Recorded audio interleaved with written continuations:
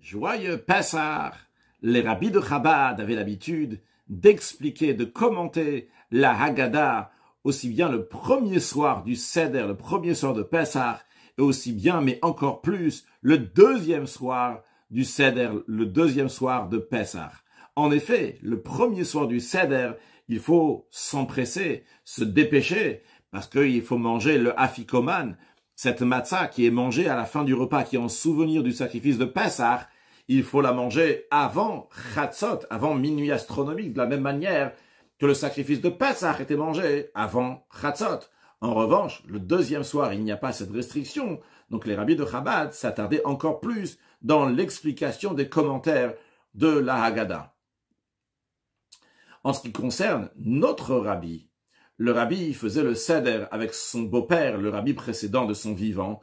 C'était dans l'appartement du rabbi précédent, au deuxième étage du 770 Eastern Parkway. Et après le vivant du rabbi précédent, lorsqu'il a quitté ce monde, le rabbi a continué à faire le Seder dans l'appartement du rabbi précédent, tant que sa belle-mère, l'épouse du rabbi précédent, était en vie jusqu'à donc 5730. Le rabbi avait l'habitude, depuis qu'il est devenu officiellement rabbi en 5711, en 1951, que le deuxième soir du Seder, jusqu'à 1970, le deuxième soir du Seder, le rabbi disait des explications sur la Haggadah de Pessah. Après, l'épouse du rabbi précédent a quitté ce monde, donc le rabbi a continué à faire le Seder chez lui à la maison, et il ne faisait plus donc ces sichot, ces explications sur la Haggadah le deuxième soir du Seder. Aujourd'hui, nous allons commencer à étudier ensemble une sikha que le rabbi a dit le deuxième soir de Pessah, donc après le Seder, dans la synagogue du rabbi, en Tashin Chai, en 1958, en 5718. Cette sikha a été corrigée par le rabbi et imprimée en tant que Hosafa, en tant que rajout au volume 3 de l'Ikouté Sichot. La manière que ça a été imprimé, c'est imprimé d'un seul trait, tous les paragraphes qui se suivent, mais nous allons étudier étape par étape, c'est-à-dire sujet par sujet, le premier sujet qui est de Seif Aleph jusqu'à Seif Gimel, du paragraphe 1 jusqu'au paragraphe 3. Et tout d'abord à savoir que quand on dit la Haggadah tout court, évidemment dans notre tête, ça fait référence à tout le livre de la Haggadah, c'est-à-dire il y a Kadesh, il y a Ochatz, Kapatz, Yachatz, Magid, Rorza, etc. Mais littéralement, Haggadah vient du langage de Vehigadta levincha, tu vas raconter à ton fils la sortie d'Égypte. Il y a une mitzvah donc de raconter la sortie d'Égypte dans la nuit qui est entre le 14 et le 15 Nissan, d'où le mot Haggadah. Dans la Haggadah même, il y a la partie qui s'appelle le Magid. Magid qui vient du langage de Haggadah. Cette partie du Magid commence avec les mots Helach Ma'anya, lorsqu'on dit que voici le pain de misère que nos ancêtres ont mangé lorsqu'ils étaient en Égypte, etc., etc. Ça, c'est le premier paragraphe. Après, on a le deuxième paragraphe qui est Manishtana Laila Zemikol Alayot. La question qui est demandée, en quoi est différente cette nuit de toutes les autres nuits? En réalité, c'est pas juste la question, mais c'est les 4 questions qui sont demandées. Et après cette question-là, on commence à répondre aux questions en disant Avadi Maïnou le Paro, qu'on était des esclaves en Égypte, etc. Alors, le rabbi nous dit, bien que la Haggadah, on aurait pu penser que ça commence à partir du passage qui dit Avadi Maïnou le Paro. Donc, après la question de Manishtana, on répond, on dit on était des esclaves à Paro, etc. Parce que là commence l'histoire de Veigata Levincha. Tu vas raconter l'histoire à ton fils. Le rabbi dit non, non, non. Le fait que celui qui a fait la Haggadah, il a écrit Magid, qu'à partir d'où commence le Magid, du langage de Haggadah, de raconter l'histoire, il a mis ce passage, ce mot-là, Magid, avant le passage de Helach Ma'anya, voici le pain de misère. Cela prouve que ce passage-là, c'est le début de la Haggadah. Le début de la Haggadah commence à partir du mot Helach Ma'anya. Et d'ailleurs, c'est la raison pour laquelle qu'on a vu que les explications des rabbis de Chabad qui expliquaient la Haggadah le soir de Pessah, expliquer la Haggadah le soir de Pessah, c'est parce qu'il y a la mitzvah de raconter la sortie d'Égypte. À partir de quel passage ils commençaient à expliquer, développer les sujets, c'est à partir du passage de Helach Ma'anya, parce que le passage de Helach Ma'anya fait partie aussi de la Haggadah. Le rabbi dit, il y aurait lieu à dire que peut-être la Haggadah, elle commence même avant, pas seulement à Helach Ma'anya, mais commence à partir du Kiddush. Pourquoi? Il y a une question connue. Comment ça se fait qu'on ne fait pas de bénédiction sur la mitzvah de raconter la sortie d'Égypte? Chaque mitzvah qu'on fait, il y a une bracha qu'on fait, une bénédiction qu'on fait avant. Ici, on fait une mitzvah de la Torah, que dans la nuit qui entre le 14 et le 15 Nissan, on doit raconter la sortie d'Égypte. On devrait faire une bénédiction. Pourquoi on ne fait pas de bénédiction? Eh bien, les Rishonim disent, la raison elle est parce que la personne, avant d'arriver à cette partie-là, donc de Magid, il a déjà fait le Kiddush. Et dans le Kiddush, on dit Zecher Letziat Mitzrayim, en souvenir de la sortie d'Égypte. Et vu que dans le Kiddush, on a déjà dit Zecher Letziat Mitzrayim, en souvenir de la sortie d'Égypte, eh bien, c'est la raison pour laquelle tu ne fais pas la bénédiction. Donc, on aurait pu dire que la Haggadah, elle commence déjà depuis le Kiddush. Mais le Rabbi nous dit, non, on ne peut pas dire ça. Pourquoi? Parce que cette question, pourquoi on ne fait pas de bénédiction sur la Haggadah, le Admor Azaken la répond d'une autre manière, non pas de la manière de ses Rishonim. Comment ça? Le Rabbi précédent a raconté que lorsqu'il était petit, son père, le Rabbi Rachab, lui a demandé pourquoi on ne fait pas la bénédiction sur la mitzvah de l'histoire de la sortie d'Égypte. Le Rabbi précédent, en tant que petit enfant, il ne savait pas quoi répondre.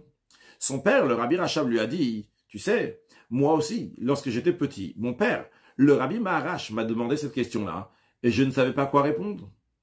Et le Rabbi Rachab a dit à son fils, le Rabbi Rayat, que son père, le Rabbi Maharash, qui lui a demandé la question, lui a dit que lui aussi, lorsqu'il était petit, son père, le Tzemar Tzedek, le troisième Rabbi de Chabad, lui a demandé la question au Rabbi Maharash, et il ne savait pas quoi répondre. Et le Tzemar Tzedek a dit à son fils, le Rabbi Maharash, que lui aussi, lorsqu'il était petit, son grand-père, le premier Rabbi de Chabad, l'Admor Azaken, lui a demandé la question, et il ne savait pas quoi répondre.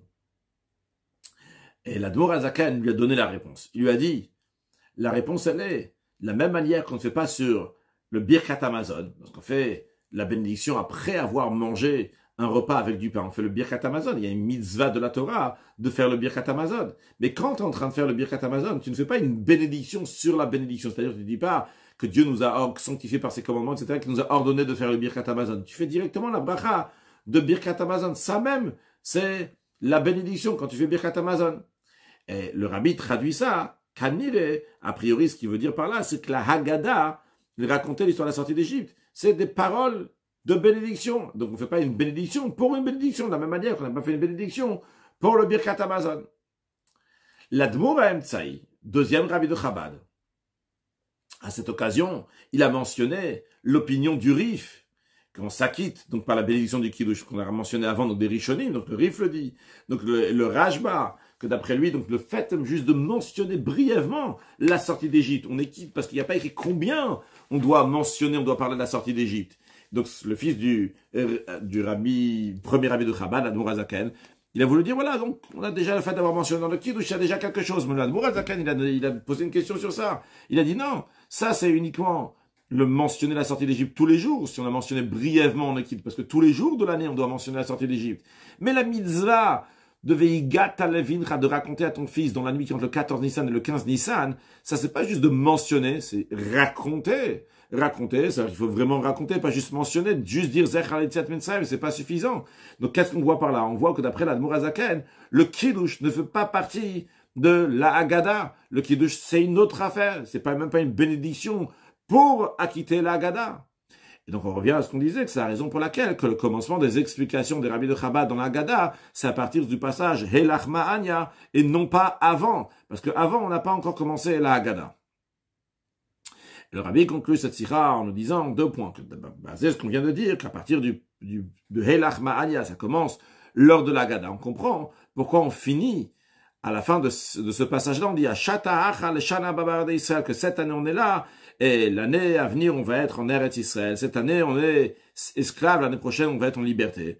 Qu'a priori, et ça n'a aucun rapport avec la Haggadah, c'est quelque chose qui est tout à fait à part, notamment la galoute de Bavel, que les Juifs, donc ils n'avaient pas de quoi, ce qui était nécessaire, ce qu'il y avait de quoi manger. Et le Rabbi nous dit que basé sur ce qu'on vient de dire, qu'à partir du passage Helach Ma'anya, c'est là que commence le Seder de la Haggadah. On va comprendre ce qu'on conclut ce passage-là de Helach Ma'anya en disant Ashata Achak, cette année on est là, le Shana Abad Be'arad Israël, et que l'année à venir on sera en terre d'Israël. Ashata Avdin, que cette année on est esclave. Le Shana Abab, le Chorik, l'année prochaine on sera en liberté. Qu'a priori, ça n'a aucun rapport avec ce passage-là de la Haggadah. C'est une affaire en soi-même, c'est une histoire en soi-même. À l'époque de l'exil de Bavel, ils ont institué de faire ce passage-là pour les pauvres qui n'avaient pas ce qu'ils avaient besoin pour Pessah. Donc on disait, qui viennent et qui mangent, kol dirfin, tout celui qui a faim, yeteviyecho, qui viennent et qui mangent, kol ditzri, tout celui qui a besoin, ça qui fait le sacrifice de Pesach. On aurait dû arrêter là. Pourquoi on rajoute encore après, à Shatar, et que cette année on est là, et que l'année prochaine on va être en Eretz? Quel rapport? Mais basé sur ce qu'on a dit, que ce passage-là, il fait partie de la Haggadah. C'est pas juste une introduction à la Haggadah. On va comprendre simplement.